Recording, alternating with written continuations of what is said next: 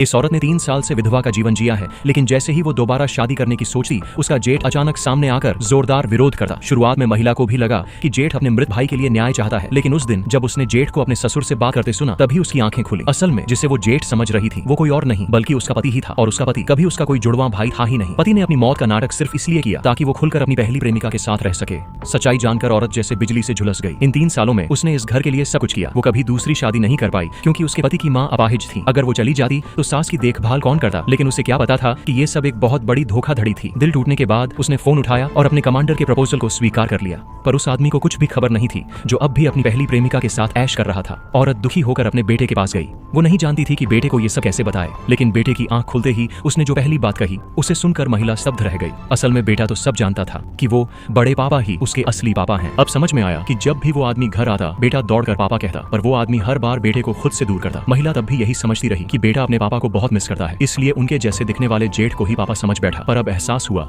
कि असली सच्चाई तो बस उसी से छिपी रही। जब भी पति शर्मिंदा होकर उसके और बेटे के लिए पैसे भेजता, वो महिला हर बार उसका तहे दिल से धन्यवाद करती।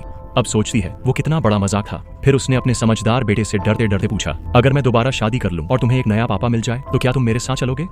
अगला पार्ट देखने के लिए कमेंट करें।